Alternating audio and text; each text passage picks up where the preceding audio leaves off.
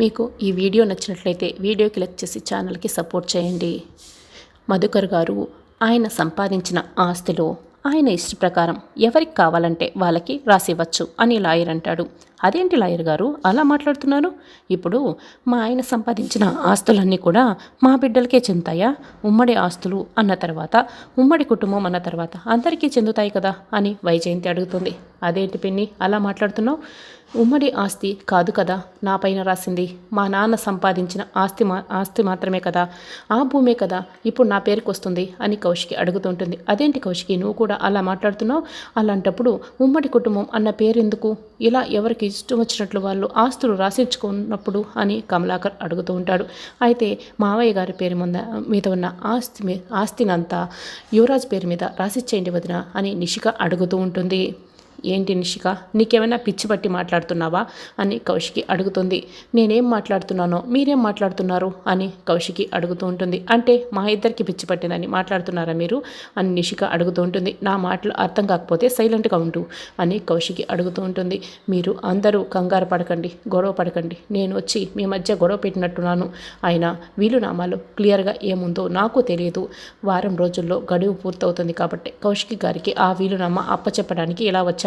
ఆ వీలునామాలో ఏముందో తరువాత తెలుసుకొని మాట్లాడండి అని లాయర్ అంటూ ఉంటాడు. అన్నట్టు మరొక విషయం చెప్పడం మర్చిపోయాను. ఆ వీలునామాతో పాటు ఆయన ఒక మ్యారేజ్ సర్టిఫికెట్ కూడా దాచిపెట్టాడు. అది కూడా నేను కౌశికి గారికి అప్పచెప్తున్నాను అని లాయర్ అంటాడు. మ్యారేజ్ సర్టిఫికెటా అని వైజయంతి యువరాజ్ ఇక షాక్ అయి అడుగుతూ ఉంటారు. వాళ్ళకు కావాల్సిన మ్యారేజ్ సర్టిఫికెట్ అని దాత్రి కేదార్లు వింటూ చాలా సంతోషపడతారు. అది మధుకర్ గారి తమ్ముడు గారికి సంబంధించిన మ్యారేజ్ సర్టిఫికేట్. వారం రోజుల్లో ఆపచెప్తాను, నేను వస్తాను అంటూ లాయర్ వెళ్ళిపోతాడు. నిషి వాళ్ళు ఇక పైకి వెళ్ళి మ్యారేజ్ సర్టిఫికెట్ అంటే అది కూడా బాబాయ్కి సంబంధించింది, అంటే ఖచ్చితంగా కేదార్ వాళ్ళ అమ్మకి సంబంధించింది అయి ఉంటుంది అని కౌశికి మనసులో అనుకుంటుంది. అవుట్ హౌస్లోకి వచ్చిన దాత్రి కేదార్లు ఇక చాలా సంతోషంగా ఉంటారు. మధుకర్ మావయ్య ఖచ్చితంగా మీ అమ్మ నాన్నకు సంబంధించిన మ్యారేజ్ సర్టిఫికేటే అయి ఉంటుంది కేదార్, ఇక మనం గెలిచినట్టే అని దాత్రి సంతోషపడుతూ ఉంటుంది. అవును దాత్రి, మధుకర్ పెదనాన్న నా కోసం ఇంత కష్టపడ్డాడు అని కేదార్ కూడా చాలా సంతోషపడుతూ ఉంటాడు. అవును, బతుకున్న మనుషుల్లోనే మానవత్వం నశించిపోతుంటే ఆయన చనిపోయిన తర్వాత కూడా మనకి ఎలా సహాయం చేస్తున్నాడో, నీ కోసం చాలా కష్టపడ్డాడు అని దాత్రి అంటుంది. కానీ యువరాజు వాళ్ళ కన్ను ఆ మ్యారేజ్ సర్టిఫికేట్పై పడి ఉంటుంది. దాన్ని కూడా నాశనం చేయడానికి ప్రయత్నిస్తూ ఉంటారు. దాత్రి, మనం జాగ్రత్తగా ఉండాలి అని కేదార్ అంటాడు. వాళ్ళ పప్పులేమి ఉడకవలే కేదార్, న్యాయం మన వైపు ఉంది కదా, వాళ్ళు ఏమీ చేయలేరు, మనం జాగ్రత్తగా ఉంటాంలే అని దాత్రి అంటుంది. అసలు చనిపోయిన ఈ మధుకర్ పెదనాన్న ఏంటి మన పాలిట ఇలా శత్రువుగా మారిపోయారు అని యువరాజ్ ఇక గట్టిగా అరుస్తూ ఉంటారు. అవును, అసలు ఆస్తులన్నీ తన కూతురు కౌశికి ఇక మన పేరు మీద ఏమీ లేకుండా అన్నీ ఆ కేదార్ గారికి చెందేలా రాసి పెట్టిపోయాడేంటి? మనం అన్యాయం అయిపోతామని తెలియదా?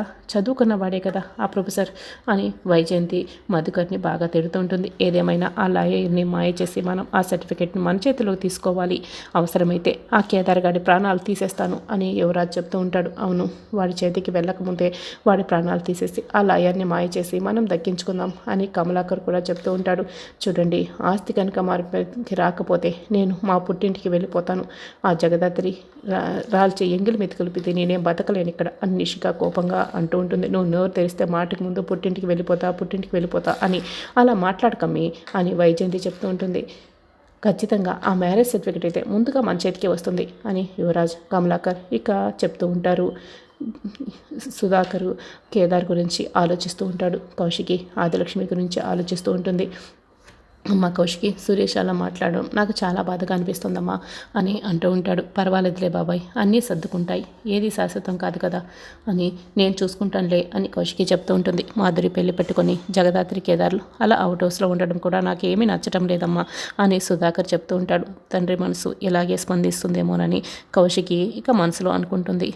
ఇంకా వారం రోజుల్లో ఈ ఇంట్లో శాశ్వతంగా ఉండే అవకాశం వస్తుందిలే బాబాయ్ అని కౌశికి మనసులో అనుకుంటుంది. పదండి బాబాయ్, వాళ్ళని పెళ్ళికి ఆహ్వానిద్దాం అని కౌశికి అంటూ ఉంటుంది. పెళ్లి కోసం ఇక డెకరేషన్ మొత్తం పూర్తయి ఉంటుంది. దాత్రి కేదార్ ఇద్దరు కూడా గార్డెన్లో కూర్చొని ఇక మాట్లాడుకుంటూ ఉంటారు. దాత్రి, మనకి ఆ మ్యారేజ్ సర్టిఫికేట్ తప్పకుండా మనకు వస్తుంది, అప్పుడే ఎందుకంటే లాయర్ మ్యారేజ్ సర్టిఫికెట్ని ఎలాగైనా కౌశికి అక్కకి అప్పచెప్తాడు. ఇక కౌశికి అక్క మన వైపే మాట్లాడుతుంది కాబట్టి నాకు నమ్మకం వచ్చేసింది దాత్రి. ఎన్ని దారులు మూసకపోయినా కూడా ఏదో ఒక దారి మనల్ని వెతుక్కుంటూ వస్తుంది. నాకు ఇప్పుడు బాగా నమ్మకం వస్తుంది అని కేదార్ ఇక సంతోషపడుతూ చెప్తూ ఉంటాడు. అవును కేదార్ అని దాత్రి కూడా సంతోషంగా ఉంటుంది. అప్పుడే కౌశికి సుధాకర్ అక్కడికి వస్తారు. ఇలా వచ్చారేంటక్క అని కేదార్ అడుగుతూ ఉంటాడు. ఉండండి కాఫీ తీసుకొస్తాను అని దాత్రి చెప్తూ ఉంటుంది. పర్లేదు దాత్రి కూర్చో అని కౌశికి చెప్తుంది.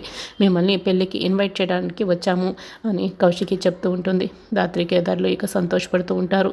నువ్వు చెప్తున్నది నిజమా అక్క? మమ్మల్ని పెళ్ళికి ఇన్వైట్ చేస్తున్నారా అని కేదార్ అడుగుతూ ఉంటాడు. అవును, ఇన్ని రోజులు మీరు మాతోనే కలిసి ఉన్నారు, మాతో పాటుగా కలిసిపోయారు. మీరు పెళ్ళిలో లేనందుకు, ఇంట్లో లేనందుకు మాధురి కూడా చాలా ఫీల్ అవుతుంది. అందుకే మేము మిమ్మల్ని పిలవాలనుకుంటున్నాం అని సుధాకర్ అంటూ ఉంటాడు. మాధురి చెల్లి పెళ్ళి నా చేతుల మీద జరగడం లేదని నేను ఎంత బాధపడ్డానో, నా చేతుల మీద అన్నీ చేయాలనుకున్నాను అని కేదార్ అంటూ ఉంటాడు. ఇప్పుడు మేము పిలుస్తున్నాం కదా, ఇప్పుడు మీరే వచ్చి అన్ని పనులు దగ్గర చూసుకోండి అని కౌశికి సుధాకర్ ఇద్దరు చెప్తూ ఉంటారు. ఇక అలాగే వాళ్ళు చాలా సంతోషపడుతూ ఉంటారు. అయితే మీరు అక్కడికి వచ్చినప్పుడు అక్కడ మీకు అవమానాలు జరగచ్చు, మీరు పట్టించుకోవద్దు అని సుధాకర్ చెప్తూ ఉంటాడు. వాటిని మేము ఆశీస్సులుగా తీసుకుంటాం, వాటన్నిటికీ మేము అలవాటు పడిపోయాం అని దాత్రి అంటూ ఉంటుంది. కేదార్ చెల్లి పెళ్ళిలో చెల్లి మాత్రమే కాదు, అన్నయ్య కూడా చాలా అందంగా కనపడాలి. అలా కనపడాలి అంటే మీరిద్దరూ ఇప్పుడు వెళ్ళి నిద్రపోవాలి, వెళ్ళి నిద్రపోండి అని కౌశికి అంటూ ఉంటుంది. అలాగే అక్క అని కేదార్ అంటూ ఉంటాడు. ఇక దాత్రి నాకు ఇప్పుడు చాలా సంతోషంగా ఉంది, మాధురి పెళ్ళిని చూడలేను అనుకున్నాను, ఇప్పుడు దగ్గరుండి అన్నీ చేయొచ్చు అని కేదార్ అంటూ ఉంటాడు. చెప్పాను కదా, చివరి హోప్ వరకు కూడా మనం ఎదురు చూస్తూ ఉండాలి అని దాత్రి అంటుంది. నా హోప్ నువ్వే దాత్రి, నేను నా జీవితంలో చివరి క్షణం వరకు నేను అస్సలు కోల్పోను అని చెప్తూ ఉంటాడు. ఇక తర్వాత రోజు ఉదయాన్నే దాత్రి కేదార్లు దగ్గరుండి డెకరేషన్ అంతా చూసుకుంటూ ఉంటారు. అప్పుడే కౌశికి సురేష్ గురించి ఆలోచిస్తూ ఉంటుంది. ఇక బాధపడుతూ ఉంటుంది. కీర్తి పాప వచ్చి ఏమైందని అడుగుతూ ఉంటుంది. ఏమీ కాలేదు, నువ్వు వెళ్ళి ఆడుకో అని కౌశికి చెప్తూ ఉంటుంది. ఇక మాధురిని కాచి దగ్గరుండి పెళ్లి కూతురిగా రెడీ చేస్తూ ఉంటుంది దాత్రి. ఆ లాయర్కి ఒకసారి కాల్ చేసి ఆ ఇంటి వారసుని నేనే, ఆ మ్యారేజ్ సర్టిఫికేట్ చెందాల్సింది కూడా నాకే అని, ఆ మ్యారేజ్ సర్టిఫికేట్ నాకు ఇవ్వమని అడుగుదామా అని అడుగుతూ ఉంటాడు. కానీ అతను ఇస్తాడో లేదో, నమ్ముతాడో లేదో అని దాత్రి చెప్తూ ఉంటుంది. అతనికి వివరాలు తెలిస్తే ఖచ్చితంగా ఇస్తాడనిపిస్తోంది దాత్రి. నేను మన టీం వాళ్ళకి ఫోన్ చేసి ఆ లాయర్ నెంబర్ కనుక్కోమని కూడా చెప్పాను అని కేదార్ చెప్తూ ఉంటాడు. అయితే ఒకసారి కాల్ చేయి కేదార్ అని దాత్రి అడుగుతూ ఉంటుంది. ఇక వెంటనే లాయర్కి కాల్ చేస్తాడు కేదార్.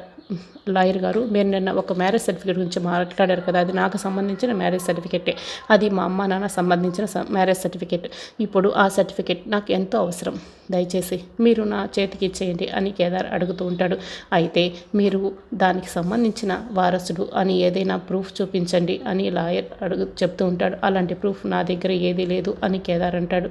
అయితే వారం రోజుల తర్వాత కౌశికి గారి దగ్గరే తీసుకోండి అని లాయర్ అంటూ ఉంటాడు. ఇంకెప్పుడు నాకు ఫోన్ చేయకండి అని చెప్తూ ఉంటాడు. అది కదా లాయర్ గారు, ఆ సర్టిఫికేట్ మీ దగ్గర ఉండడం అంత సేఫ్ కూడా కాదు, నా మాట వినండి అని కేదార్ అంటాడు. ఏంటి, నన్ను బెదిరిస్తున్నావా? నేను అలాంటి బెదిరింపులకి లొంగేవాడిని కాదు, కానీ నువ్వు ఎప్పుడు నాకు ఫోన్ చేయకు. వారం రోజుల తర్వాత కావాలంటే కౌశికి గారి దగ్గర నుంచి తీసుకోండి, వెంటనే ఫోన్ పెట్టేయండి అని లాయర్ ఫోన్ పెట్టేస్తాడు. బాధపడికి కేదార్, ఈరోజు మాధురి పెళ్ళి, నువ్వు ఇలా డేలా పడితే చూడటానికి అస్సలు బాగాలేదు, నువ్వు నవ్వు కేదార్ అని దాత్రి చెప్తూ ఉంటుంది. వారం రోజుల తర్వాతే తీసుకుందాంలే, ఇక మనం ఏం చేస్తాం అని దాత్రి అంటూ ఉంటుంది. ఇక యువరాజ్ కమలాకర్తో, బాబాయ్ ఆ మ్యారేజ్ సర్టిఫికేట్ని ఆ లాయర్ దగ్గర నుంచి ఎలా తీసుకోవాలా ఆలోచించారా అని అడుగుతూ ఉంటాడు. అప్పుడే నిషి కూడా వైజయంతి అక్కడికి వస్తారు. చూడప్పుడా ఇప్పుడు పెళ్ళిలో ఆ సర్టిఫికేట్ గురించి టెన్షన్ పడుతూ ఉండడం మంచిది కాదు, ముందు మీరు ఆ సర్టిఫికేట్ ఎలా తీసుకురావాలో ఆ పనిలో ఉండండి, ఇక్కడ మేము పెళ్లి పనులు చూసుకుంటూ ఉంటాం అని వైజయంతి చెప్తూ ఉంటుంది. పదకేదార్ వెళ్దాం అని దాత్రి పెళ్లి పనుల్లో బిజీగా ఉంటుంది. ఇక యువరాజ్ కమలాకర్ బయలుదేరి మ్యారేజ్ సర్టిఫికేట్ తీసుకురావడానికి వెళ్తూ ఉంటారు.